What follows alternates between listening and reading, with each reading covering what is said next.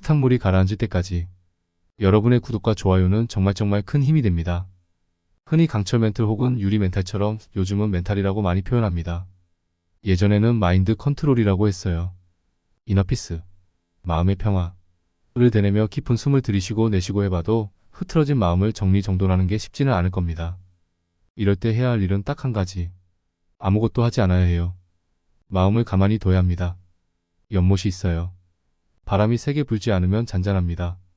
그런데 누가 돌을 던져요. 그럼 흙탕물이 막 일어나잖아요. 연못 바닥에 흙이며 모래알이 수면 가까이 올라와 버리니까요. 더러워진 연못물을 다시 맑아지게 하려면 어떻게 해야 하지요? 기다리는 수밖에 없습니다. 언제까지?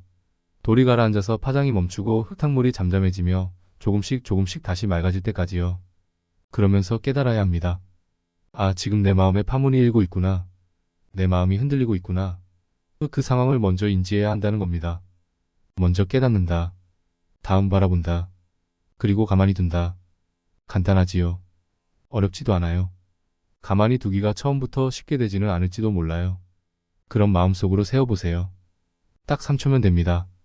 하나, 둘, 셋. 천천히 심호흡하면서 그렇게 세어보면 정말이지 거짓말처럼 마음이 조금씩 가라앉습니다.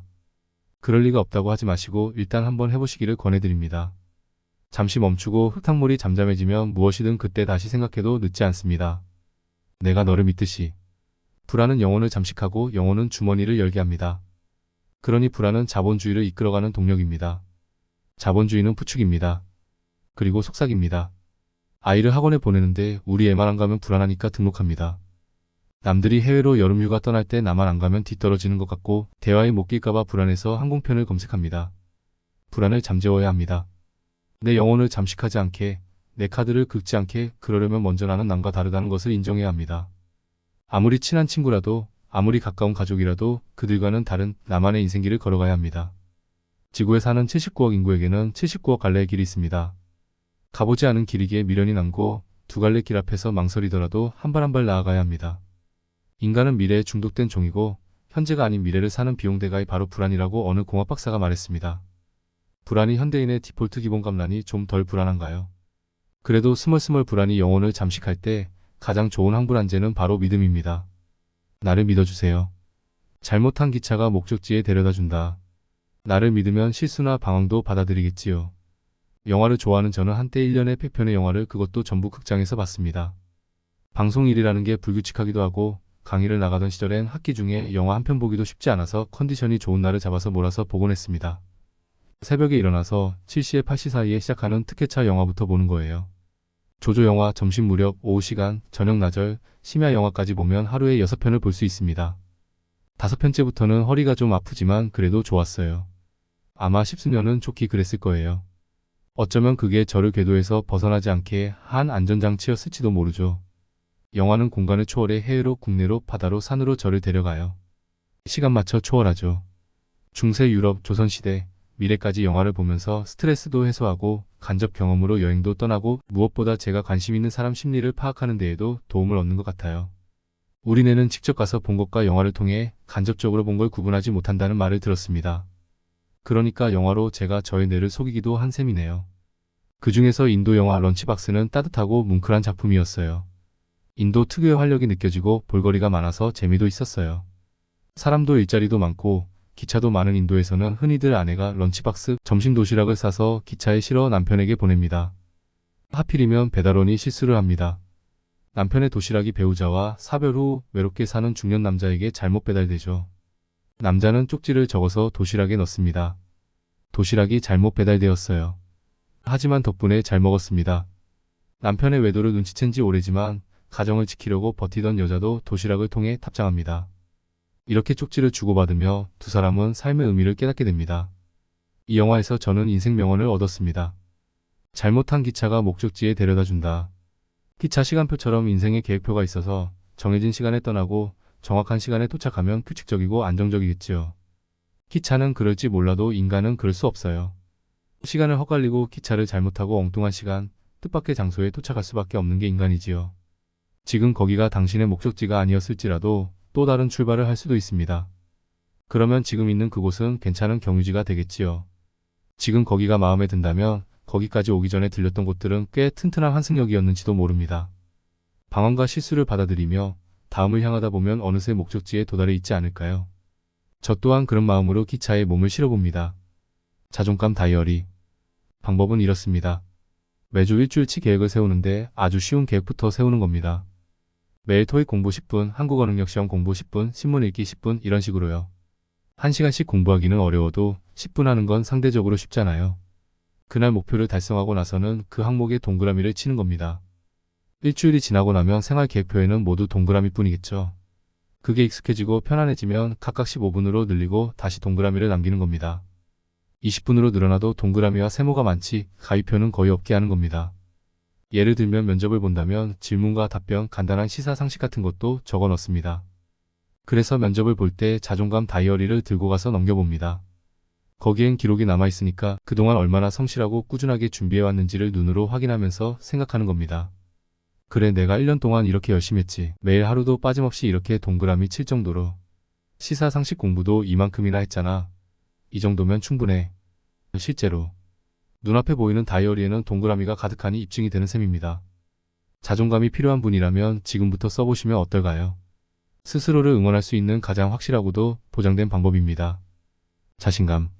자신감은 어떻게 생길까요? 그렇습니다. 충분히 준비하고 연습하면 키울 수 있습니다. 이 대목에서 제가 소개하는 뮤지컬 배우 이야기가 있습니다. 오래전 인터뷰 때 들었어요. 저는 뮤지컬 보러 가는 걸 정말 좋아합니다. 지금은 오후 6시에 라디오 방송을 진행하고 있어서 가기가 어렵지만 4시부터 6시까지 라디오 생방송을 하던 시절에는 대극장 라이선스 뮤지컬부터 소극장 창작 뮤지컬까지 안 보는 작품이 없을 정도였습니다. 당시 스타였던 그 배우를 보면서 늘 궁금했던 점을 물었지요. 어쩌면 그렇게 무대에서 자신감이 넘치세요. 떨거나 긴장하는 모습이 전혀 없어요. 무대에서 그렇게 당당하고 멋지게 노래하고 연기하는 비결이 뭔가요? 답은 한 가지, 연습이었습니다. 노래 한 곡을 10,000번씩 불러본다는 겁니다. 100번, 1000번, 10,000번을 부르고 나면 이런 마음이 든답니다. 빨리 무대에 올라서 이 노래를 사람들에게 들려주고 싶어. 작품마다 다르지만 보통 뮤지컬에는 20곡 안팎의 노래가 나옵니다. 여럿이 함께 부르는 합창을 제외하면 주연의 경우 10곡 정도는 완벽하게 불러야 하죠. 그럼 무려 연습을 10만 번이나 한다는 겁니다. 어때요? 자신감이 저절로 뿜뿜 솟겠죠? 노력만이 싸움에서 승기를 찾게 합니다. 벽을 뚫어라 복식호흡. 팀 발표를 앞두고 저는 마지막 발표 준비, 즉 리허설을 꼭 함께 했습니다.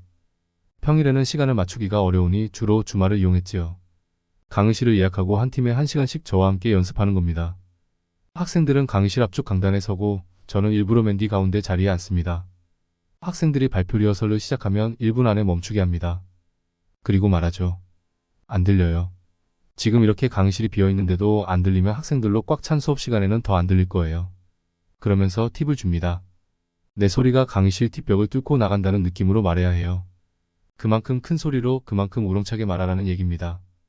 기싸움에서 이기고 단박에 기선을 제압하는 비결이기도 합니다. 목에서 나오는 조그만 소리로는 그렇게 하기가 어렵습니다. 단전은 아니어도 아랫배 깊숙한 곳에서부터 끌어올리는 소리, 즉 복식호흡으로 발성하면 훨씬 더 쉽습니다. 복식호흡의 중요성은 10시간 동안 얘기해도 모자랄 정도입니다. 갓 태어난 아기는 모두 복식호흡을 한다고 합니다. 그래서 온종일 울어도 괜찮다는 겁니다. 복식호흡을 하던 아기는 자라면서 흉식호흡을 하게 되고 깊은 곳에서 길어올리는 맑고 깨끗한 소리를 잃어버린다고 합니다. 잃어버린 소리를 찾으려면 배우고 연습해야 합니다. 오페라 무대에서는 성악가들을 보면 마이크를 쓰지 않고도 넓은 공연장에 울려 퍼지게 노래를 부르지요. 복식호흡 덕분입니다. 판소리를 완창하는 명창들은 한두 시간이 아니라 7시간을 공연하고도 목이 멀쩡하지요. 복식아니 단전호흡 덕분이라고 합니다. 좋은 소리 오래 써도 쉬이 상하지 않는 소리를 내려면 반드시 복식호흡을 해야 합니다. 가수나 뮤지컬 배우처럼 노래를 부르는 분, 아나운서나 성우처럼 목소리를 많이 쓰는 분들이 자신만의 방법을 소개해 놓은 동영상이 아주 많습니다. 그중 자신에게 맞는 걸 골라서 따라해보세요. 한 달이나 2달 혹은 1년쯤 하다 보면 스스로 터득할 겁니다. 혼자서 해보는 방송. 어떤 프로그램을 맡아도 제 몫을 해내는 방송인이 쓴 책에서 읽은 비법 하나를 공유하려 합니다. 어떻게 하면 말을 잘할 수 있을까? 생방송에서 필요한 순발력을 기를 수 있을까? 고민하던 그는 이런 방법을 고안해냈다고 합니다. 말하며 행동하기, 행동하며 말하기, 자신의 일상을 방송 중이라고 생각하며 혼자 중계하는 겁니다. 1인 방송이나 SNS가 없던 시절이었으니 연습하기 위해서 그랬던 셈입니다. 예를 들어봅시다. 점심때 김치찌개를 끓여 먹으려 해요. 그럼 그걸 말로 표현하면서 행동하는 겁니다. 냉장고를 열며 말합니다. 오늘 점심 메뉴는 김치찌개입니다. 김치통을 꺼내며 말합니다. 찌개를 끓이기에는 갓 담근 김치보다 약간 신김치가 제격인데 김치가 어느 정도 익었을까요? 김치통 뚜껑을 열면서 말합니다. 아, 안타깝네요. 신맛이 부족합니다. 하지만 그런대로 만들어보죠 뭐. 그럼 왜 이런 연습을 해야 하느냐 묻고 싶을지도 모릅니다. 말을 하기 위해서, 제대로 하기 위해서는 입술을 비롯한 근육을 풀어주어야 합니다. 그보다 더 중요한 건 내 마음을 풀어주어야 하기 때문입니다. 머릿속으로 말을 해야지 생각한다고 곧바로 말이 입 밖으로 나오는 게 아닙니다. 주말 내내 말을 하지 않고 월요일에 출근하면 좋은 아침, 안녕하세요 하는 인사조차 잘 나오지 않던 경험 있지 않나요? 용불용설 안 쓰면 줄어들고 쓰면 늘어납니다. 어휘도 그렇고 대화도 그래요. 안 쓰다 보면 잘 알고 있던 단어조차 잊어버립니다.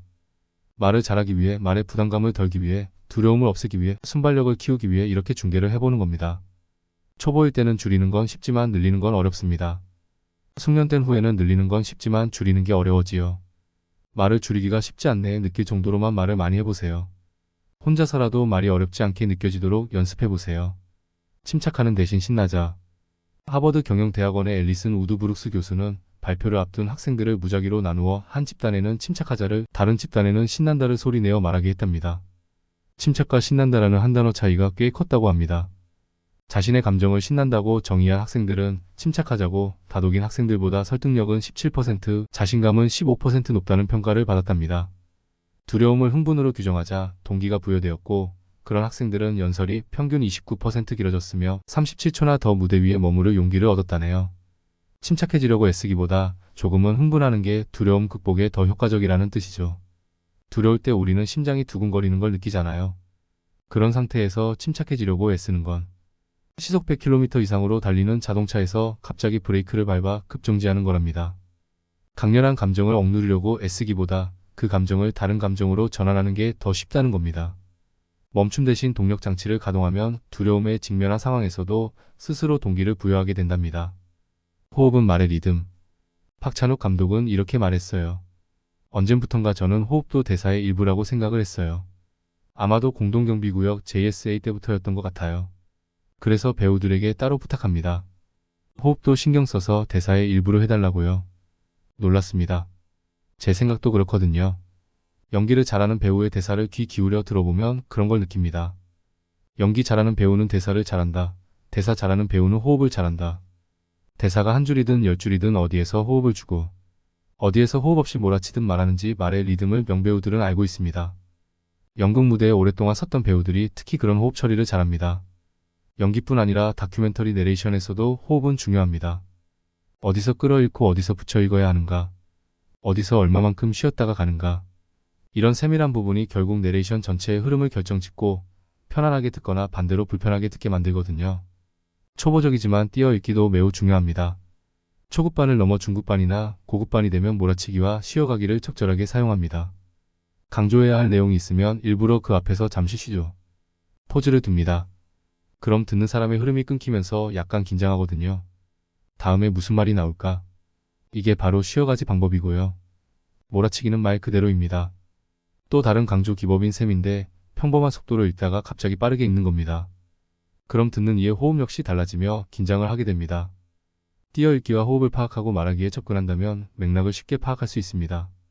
맥락은 핵심을 파악하게 하죠. 호흡을 살린다고 생각하고 말하려는 노력이 결국 핵심을 강조하는 말하기를 가능하게 해줍니다.